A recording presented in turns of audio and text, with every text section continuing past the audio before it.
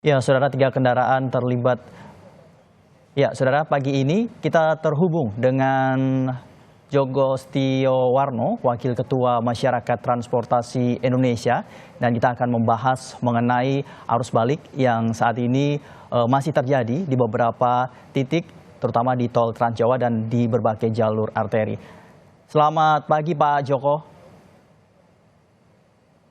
Selamat pagi, Mas Dengan Fadli. Fadli di Breaking News Kompas TV, Pak Joko. Pak Joko, tanggapan Selamat Anda pagi. mengenai arus balik kali ini, Bapak? Ternyata masih banyak sekali warga-warga yang saat ini berbondong-bondong untuk balik ke ibu kota. Ya, itu mungkin sesuai dengan prediksi juga kan ada peningkatan itu ya. Jadi kalau total orang bergerak pada saat musim Lebaran itu yang bergerak itu tidak harus dia mudik, pokoknya dia bergerak antar kota dekat-dekat juga. Itu sekitar 193 juta dibandingkan dengan lalu peningkatan 50%. Jadi mesti ini ada peningkatan. Seperti halnya di Merak yang tahun lalu lancar. Tahun ini antisipasi sama dengan tahun lalu ya tentunya berbeda. Makanya peningkatan itu mesti terjadi. Apalagi untuk minat menggunakan angkutan umum tinggi, namun ketersediaannya juga tidak sebanding dengan minat itu, akhirnya beralih juga pada kendaraan pribadi. Di samping itu juga harapannya kan dengan adanya one way atau kontraflow ini bisa memperlancar harapan pemudik seperti itu. Ditambah juga ada WFH-nya mundur 2 hari, berarti dia juga berangkatnya mundur juga ini. Tapi kalau mungkin kemarin kebijakannya nggak ada WFH, mungkin hari Sabtu Minggu mereka sudah bergegas untuk pulang. Nah ini kan pengurangan seperti ini berarti paling tidak 1 hari sebelum masuk kerja, yaitu dia sudah berada di tempat tinggal yang semula. Berarti paling nggak hari ini atau besok sudah lebih aman, lebih menurun. Jadi ini juga ada efeknya kalau kemunduran itu diberikan. Ya, Pak Joko, tadi dari laporan jurnalis Kompas TV, sebenarnya dari pihak kepolisian juga sudah menyiagakan beberapa jalur alternatif. Tapi nampaknya masih ada pengendara yang belum mengetahui jalur itu. Ini karena kurangnya sosialisasi apa dari pihak pengendara sendiri ini yang ingin mampir-mampir untuk membeli oleh-oleh, Pak Joko? Ya memang sejak pandemi itu informasi mengenai jalur alternatif itu masih kurang. Fokusnya memang di jalan tol karena pada saat itu kan karena pandemi jadi lebih pada kendaraan pribadi, sementara kendaraan pribadi juga dibatasi. Nah katakanlah sebelum tol terhubung itu kita masih banyak melihat jalan-jalan alternatif juga diberitakan. Nah ini fokusnya jalan tol, nampaknya agak melupakan jalur alternatif tadi, arteri namanya ya. Padahal jalur arteri itu sebenarnya juga membantu kelancaran. Kecuali kalau arteri adalah Jakarta Cikampek, itu memang berbeda dengan arteri yang lainnya kan. Tapi kalau yang lainnya masih mungkin kan, sehingga ketika dia masuk ke Jakarta, fokusnya akhirnya masuk ke jalan tol. Makanya sebaiknya jalur-jalur non-tol Jakarta Cikampek itu sudah mulai diperbaiki. Sehingga kalau ada seperti ini, bisa digunakan sebagai alternatif juga. Seperti halnya Pantura, umpamanya gitu kan. Nah, ini yang dilupakan untuk jalur Jakarta Cikampek. Bahkan dibangun juga tol lagi di sebelahnya. Mestinya tidak harus tol, tapi arterinya jadi perbaiki, dibenahi gitu ya. Ya, Pak Joko, kemarin juga sempat terjadi kemacetan di jalur kontraflow, dan kemacetan ini nampaknya terjadi dikarenakan banyaknya kendaraan yang kehabisan bensin yang masuk ke kontraflow sehingga mereka harus berhenti di pinggir jalan dan ini membahayakan pengendara lain. Tanggapan Anda bagaimana, Pak? Inilah susahnya kalau kendaraan pribadi kan berharap mereka mau taat dari awal kan. Kalau masuk kontraflow itu benar-benar harus siap dengan kondisi fisik, kondisi kendaraan, termasuk BBM juga. Ya.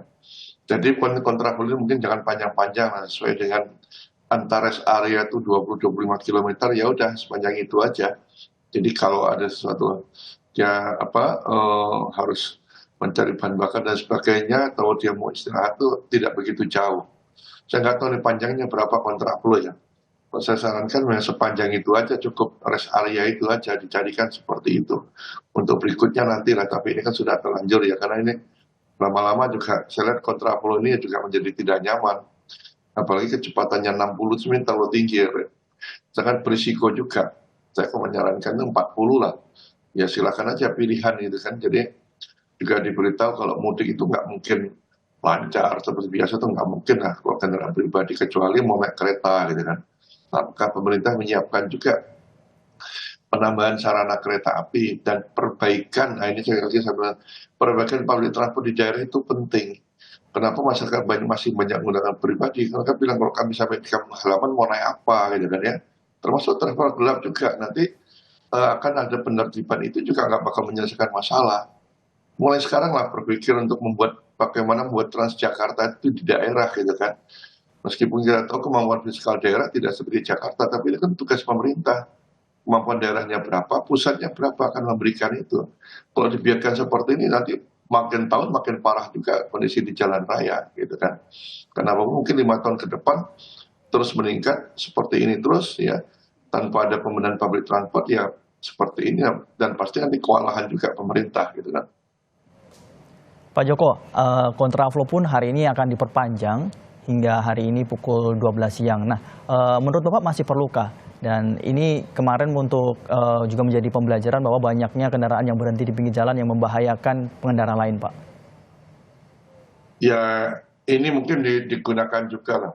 Ya, karena mesti sudah banyak kendaraan yang sudah mau mendekati Cikampek kan. Nah, kalau kemarin saya pagi hari melihat saya di Semarang itu masih sepi-sepi aja. Ya rata-rata kalau kemarin mereka paling nggak berangkatnya ya jam 10-an gitu kan, sehingga numpuknya masih di sana belum lagi ditambah dari selatan gitu kan ya, ada dari Ciamis dan sebagainya lewat jalur selatan menuju Bandung, Cipularang juga menumpuk di sana ya.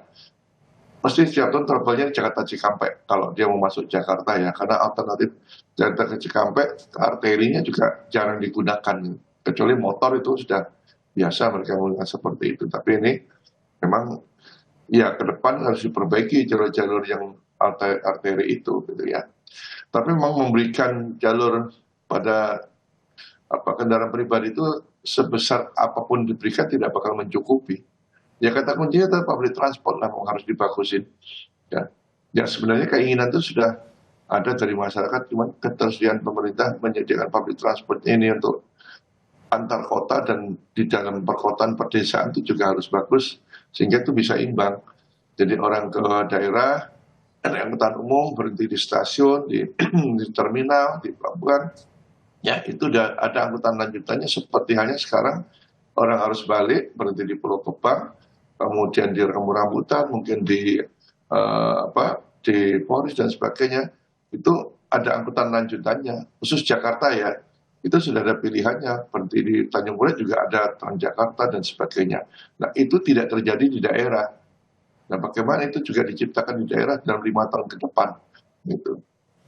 Ya Pak Joko tadi bilang bahwa memantau di beberapa titik gerbang tol tidak mengalami kemacetan, tapi kemacetan menumpuk di tol Jakarta Cikampek. Mengapa demikian Pak? Tapi jangan dijawab dulu Pak, kita akan jeda sejenak dan Breaking News Kompas TV akan hadir usai jeda berikut ini. Anda masih menyaksikan Breaking News Kompas TV, Saudara. Pantauan arus balik Lebaran 2024. Kita masih terhubung dengan Bapak Joko Setiawarno, Wakil Ketua Masyarakat Transportasi Indonesia. Bapak, seperti yang sudah Anda sampaikan tadi, Bapak melihat beberapa di gerbang tol, selain gerbang tol Jakarta Cikampek, ternyata tidak terjadi kemacetan, tapi justru penumpukan dan kemacetan hanya terjadi di tol Jakarta Cikampek. Apa yang menjadi penyebabnya, Pak? Ya, Jakarta Cikampek ini kan pertemuannya ada dari Bandung juga kan, dari Bandung dan sekitarnya. Setiap hari pun kalau kita masuk Jakarta sore ya tetap macet juga. Ya, mesti tersendat lah, artinya ada penurunan kecepatan di situ. Apalagi Lebaran seperti ini. Saya masih ingat dulu ada kajian tahun 2008 dari Menteri Perekonomian. Itu salah satu hasilnya menyebutkan kalau memang mau lancar ya pada saat mudik dari Jakarta sampai ke Jawa Tengah lah itu. Ya paling tidak disediakan 8 lajur. Itu kajian tahun 2008, jadi sudah berapa tahun yang lalu ya. 16 tahun yang lalu lah. Ya. 8 lajur, bayangin aja 8 lajur, tol 4 lajur, sudah untuk one way 4 lajur. Kalau mau 8 pakai panturanya, jelas nggak mungkin juga, karena pantura juga digunakan arterinya untuk, kalau itu one way untuk yang berikutnya, yang berlawanan juga. Apapun harus diberikan. Jadi mesti macet, ya. Jadi nggak bisa dielakkan lah macet seperti ini. Yang penting saya selalu katakan itu apa ya, keselamatan lebih diutamakan, bukan kecepatannya. Nah ini harus didengungkan juga, termasuk juga tadi sosialisasi yang masif untuk kontraflow agar benar-benar mereka paham masyarakat itu. Ya mungkin baru kali ini ya kontraflow-nya yang kebiasaannya di jalan non tol itu lancar karena mungkin kecepatan rendah. Justru kecepatan 60 itu terlalu tinggi. Ya udah aja dibuat 40 aja. Kemudian tiap jaraknya maksimal ya 250 km lah. Sama halnya kalau ada rest area seperti itu, sehingga ada waktu jeda untuk istirahat, ya untuk masuk ke jalur yang biasa, gitu. Ini Pak, mungkin evaluasi lah sebagian untuk bagaimana untuk kedepannya. Tapi kata kunci angkutan umum itu mestilah di banyak negara juga mudik sama, ya. Tapi kita lihat China yang juga mogok sama mogoknya mereka. Tapi memang angkutan massanya harus gencar, ya, gencar untuk dikembangkan terus gitu kan. Nah, kita masih punya alternatif. Mungkin bisa juga kalau kontraflow ke depan itu dikhususkan dulu untuk bis umpamanya gitu kan. Nah, kalau bisnya jadi tertarik kan dan lebih bisa dikendalikan karena enggak itu aja dulu didahulukan. Jadi orang saya naik angkutan umum aja. Tapi kembali lagi di daerahnya pun harus diperbaiki angkutan umumnya. Kalau dia sampai di terminal mau ke rumahnya juga seperti hanya di Jakarta kan, ada Transjakarta, maka diberi kemudahan seperti itu. Itu yang belum terjadi di daerah sebenarnya. Nah kalau masalah Cikampek, jangankan Mas mudik tadi saya bilang, di hari biasa pun setiap hari kalau kata siang coba aja masuk ke Cikampek itu sekitar jam 1 ya. Nah, itu kalau orang masuk mesti tersendat itu. ya Pak Joko, untuk evaluasi moda transportasi lain Pak, ini kan kita seringnya menyoroti di tol Jawa, Trans Jawa ya Pak ya. Nah, Ya. untuk moda transportasi lain untuk arus balik dan mudik kali ini bagaimana Pak? Seperti mungkin kereta api, pesawat, dan juga kapal Pak. Yang jelas kalau kereta api lancar lah, alhamdulillah tahun ini kan anjlokan jarak jauh kok belum ada beritanya ya. Yang ada itu ya kecelakaan di pelintasan. Nah itu ada beberapa itu kan. Mesti saya bilang ini yang melintas sih orang yang jarang lewat di situ dan ternyata memang seperti itu. Terutama yang tidak terjaga, artinya yang mungkin dijaga biasa-biasa, kalau lebaran nggak ada yang jaga, atau pelintasan liar, itu yang terjadi, dan itu lokasi-lokasi pelintasan di jalan-jalan kabupaten atau di jalan desa. Ya beberapa memang nggak sempat terberitakan karena lebih banyak ini menyoroti di jalan tol, itu terjadi juga. Kapal laut sebenarnya mudik gratis kapal laut cukup menarik loh. Ya di tengah tiket pesawatnya mahal, dianggap mahal oleh masyarakat, tetapi pemerintah memberikan alternatif kapal laut. Cukup besar tahun ini ada 20 rute kapal laut. Nah itu seperti dari Batam ke Medan, ya, kemudian dari Kalimantan, beberapa pelabuhan itu menuju ke Pulau Jawa, dari Kalimantan ke Sulawesi, ya, kemudian dari Sulawesi ada yang ke NTB, NTT. Ini kan memberikan alternatif ketika mahal. Mungkin ke depan perlu juga kita meniru Pemprov Sumatera Selatan. Nah, beberapa daerah itu mereka melakukan mudik lokal itu. Seperti Kalimantan Selatan, Kalimantan Tengah, Kalimantan Barat, mudik lokal antar kota kabupaten yang ada di situ. Nah, kalau Sumsel ini antar kabupaten di situ, kemudian kereta mereka subsidi juga, ya, ditambah ada mudik lokal, mudik gratis yang antar provinsi, jadi dari Palembang ke Sumatera Barat, Sumatera bahkan ke Jawa, meskipun ya cuman busnya nggak gitu, tapi kan itu sudah memulai lah. Nah, hal-hal seperti ini biasanya mestinya bisa dikembangkan oleh pusat. Pusat pun bisa semuanya penyeberangan, dia tidak banyak. Kami tahun lalu sudah menyarankan bagaimana diperbanyak bis dari Jabodetabek atau Jakarta menuju setiap ibu kota kabupaten yang ada di Lampung. Karena kami melihat ketika penyeberangan memang sudah bagus dipisahkan antara sepeda motor dengan roda 4 ya, atas, sepeda motor ke Ciwandan Tapi itu kalau tahu di sana kondisi malam luar biasa tuh. Antriannya di luar sebelum masuk ke buffer zone itu cukup panjang juga sekitar jam-jam berapa jam, mulai jam 12 ke atas gitu, panjang sekali. Ya awalnya pelayanannya cuma 30 menit, lama-lama bisa 1,5 jam juga. Tapi alhamdulillah itu memang lancar lah ketimbang kalau ya jadikan satu sama Merak itu sudah solusi. Tinggal bagaimana memisahkan angkutan barang. Angkutan barang jangan sebagian dijadikan satu dengan roda 4 atau bus, ya tapi jadi pisah menyeka lewat Bojonegoro karena di Banten ada 3 pelabuhan, ada Ciwandan, kemudian Merak, sama Bojonegoro. Hal yang sama ada juga di Lampung, ada Pelabuhan Panjang, ada Pelabuhan Bakauheni, ada Pelabuhan BBC. Ini untuk barang. Jadi BBC dengan Bojonegoro partner aja seperti itu, terpisah lah gitu ya. Sekalian juga memperbaiki akses Merak ini. Meski Pelabuhan Merak itu lebih sempit ya sebenarnya, cuma dia 3 lajur. Belum lagi ketika masuk itu ada aktivitas lokal. Beda halnya ketika di mana di Bakauheni aktivitas lokalnya tidak pada akses jalan masuk. Ya, kemudian bagaimana calo-calo tiket itu hilang. Ya, meskipun berjalan 4 kilometer pembelian, tapi kan dengan teknologi HP kan dia bukan jarak fisiknya diperhitungkan, mereka bisa berkomunikasi. Kemudian bagaimana pengaturan di dalam ruang terminal pelabuhan itu kan sampai sekarang itu ada namanya pengatur truk atau petro. Nah, itu juga sangat mengganggu sebenarnya lalu lintas seperti itu. Dan itu harus dibenahi juga, harus dihilangkan seperti itu. Jadi benar-benar orang yang punya kepentingan itu berada di dalam wilayah pelabuhan, seperti halnya dulu orang bebas masuk stasiun kereta, kan tidak boleh. Ketika mau berangkat hanya orang yang punya tiket aja yang boleh masuk. Nah, buatlah seperti itu. Dan saya kira bisa kok. Dulu PT Kereta Api juga tidak tiba-tiba seperti suatu proses. Mesti ada yang suka, tidak suka, yang biasanya mengantarkan sampai dengan kereta sekarang. Setelah lama-lama edukasi akhirnya mereka menyadari, dan yang penting konsisten, ya bisa seperti ini. Moda kereta api bisa, kenapa lainnya tidak bisa? Ya, dengan bagusnya kereta api ini, produk-produk kereta api ketika pesawat tidak ada penerbangan malam di Jawa, kereta api mengembangkan kelas-kelas kereta yang orang bisa istirahat seperti tidur di hotel dan sebagainya, itu juga ternyata turut dikembangkan oleh bus juga. Nah, dengan terhubungnya jalan tol ini yang dulunya bus-bus akap itu malam hari ya dari Jawa Tengah, Jawa Timur, sekarang pagi hari juga sama pilihannya. Sisi positif begitu, ada double decker, ada sleeper bus dan sebagainya. Nah, tapi memang ada sisi negatifnya, yang dulunya ada bis-bis bumel ekonomi di Pantura, sekarang hilang.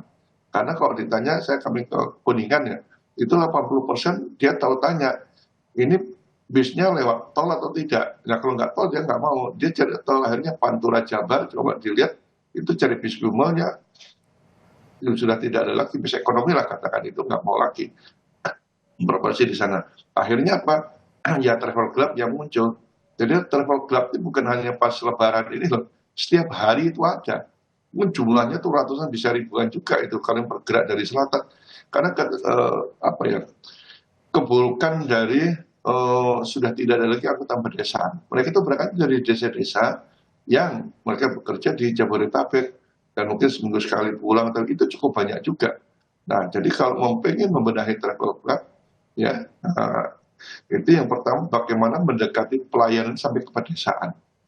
Kita lihat Kabupaten Wonogiri itu, saya kira di sana nggak ada angkutan plat hitam karena bis-bis akap dari Jakarta sampai kota Wonogiri masih melanjutkan lagi sampai setiap kecamatan yang ada di Wonogiri. Jadi setiap kecamatan yang ada di Wonogiri itu punya terminal tipe C sampai di sana. Jadi kita tidak boleh kaku ya. Bis akap tipe enggak usah, sudah masukkan selama jaringan jalannya memungkinkan. Itu salah satu solusi antara sebelum angkutan pedesaan bisa diperbaiki lagi. Saya kira itu. Dan rekomendasi itu sebenarnya sudah diberikan tahun 2021. Ya, ketika kami itu melakukan riset untuk angkutan, kenapa kok marah angkutan plat hitam itu. Dan sebenarnya kasat mata juga tahu kok. Itu sering 2 jenis saja travel club itu. Ya, dari daerah-daerah itu kan. Kalau kendaraannya bukan Grand Max itu L. Udah 2 itu aja. Meskipun kita tahu adalah travel yang bentuk lain, tapi jarang. Dan boleh dikatakan ya itu karena kebutuhannya, karena kebutuhan kemudian memberikan murah, ya karena mereka nggak bayar iuran, pajak dan sebagainya, dan point to point tadi. Tapi dalam hal keselamatan dan sebagainya, nah seperti ini memang masih dilakukan. Makanya lebih baik disediakan dulu, kemudian bagaimana setelah itu baru mulai dirazia katakanlah itu. Tapi selama tidak ada alternatifnya, saya kira menzolimi juga, mereka juga mau beraktivitas di kota-kota, dan itu juga ada timbal baliknya buat masyarakat di desa juga gitu ya. Jadi Baik Pak Joko. pemerintah menyediakan itu untuk di daerah gitu. Ya, baik Pak Joko. Terima kasih Pak Joko atas penjelasannya dan sudah bergabung di Breaking News Kompas TV. Pak Joko Setiowarno, Wakil Ketua Masyarakat Transportasi Indonesia. Terima kasih Pak Joko atas waktunya.